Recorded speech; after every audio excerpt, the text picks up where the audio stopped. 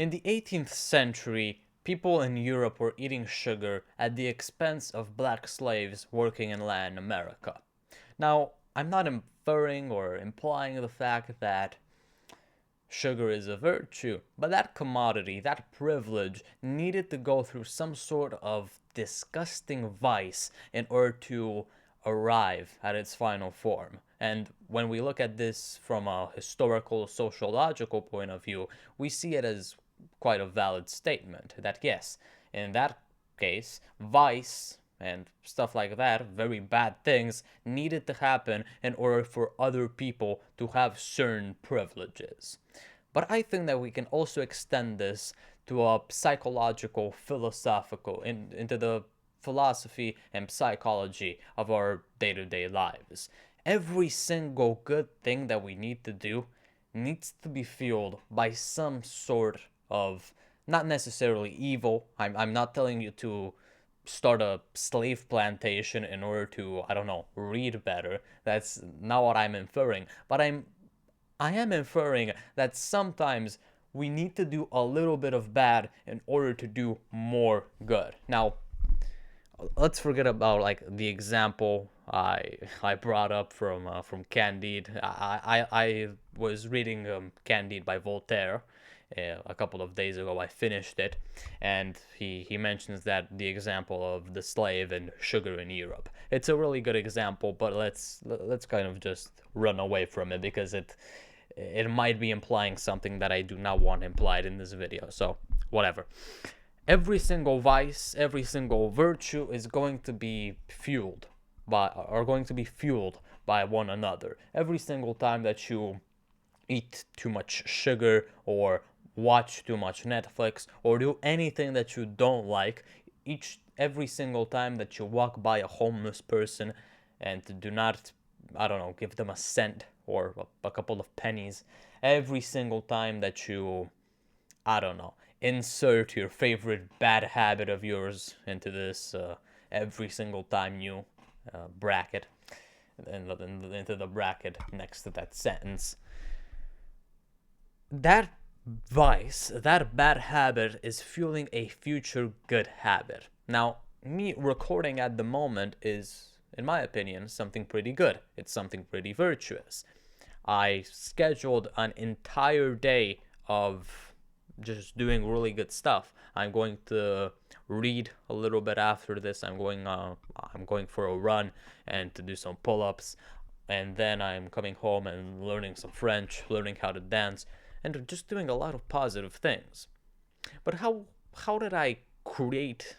How did I get filled with the motivation and get the idea to do this, to actually schedule a really good day? Well, for the past couple of weeks, I've been indulging in a lot of vice. And when I say vice, I mean just bad habits.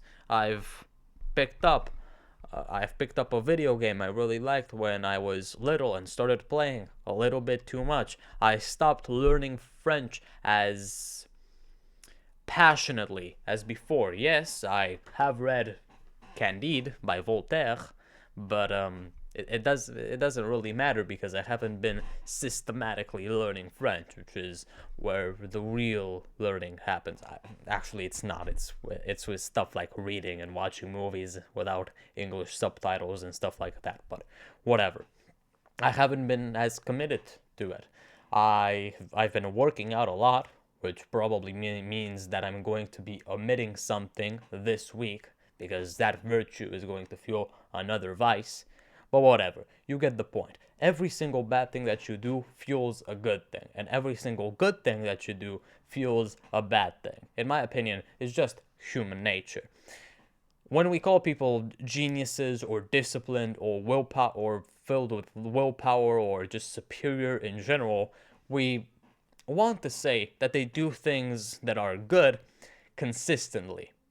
And guess what? Just doing half of the things that you are doing well is enough to be called a virtuous human being, because virtue is such a scarce resource. Most people do not indulge in passions or projects or do not work in order to achieve a certain goal. No, they just indulge in everyday vices and do not evolve, not even a little bit.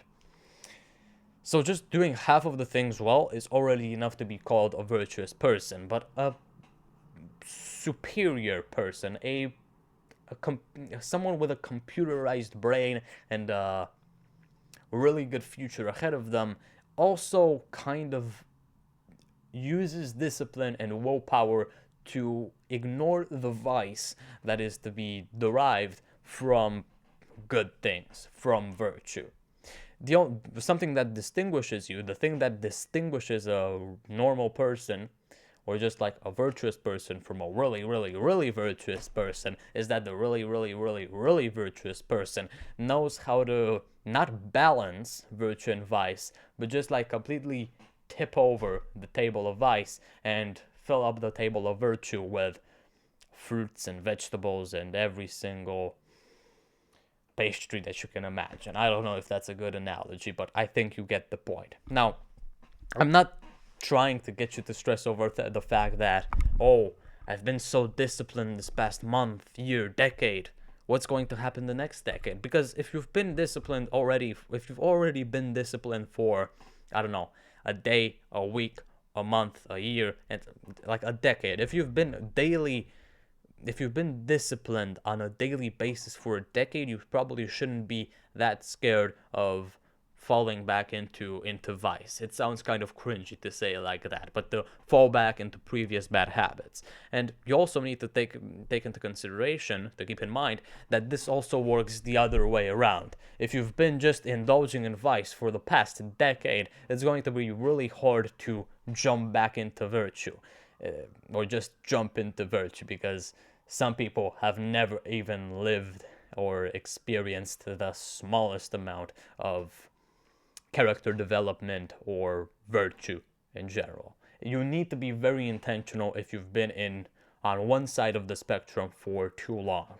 Because if you have been on one side of the spectrum for too long, you're going to get scared of going out of your getting outside of your comfort zone and stuff like that.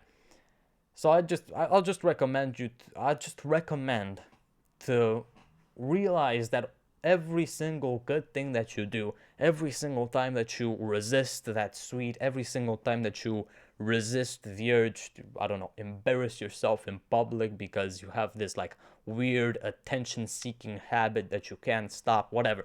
Every single time that you resist that, your brain is also, I'm not going to get too psychological with this because it's just like a philosophical theory, but whatever. Your brain is also kind of is probably going to be more,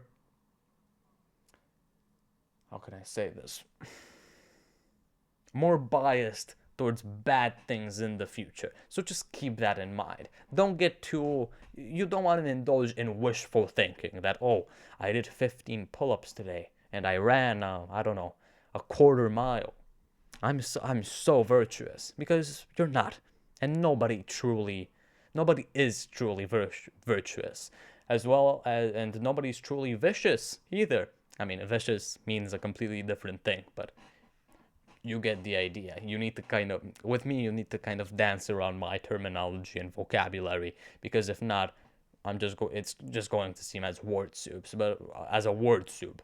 But whatever, you get the point.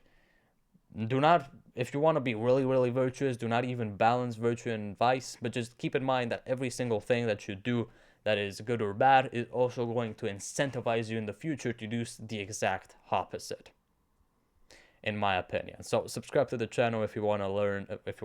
No, you'll learn a lot, but whatever. If you want to join this little movement of social sciences, philosophy, psychology, and just bringing back the desire to speak with people and stuff like that, sociology, every single social sciences in general, and send this to someone that you care for, or that you care about, or that you love. I'll see you later.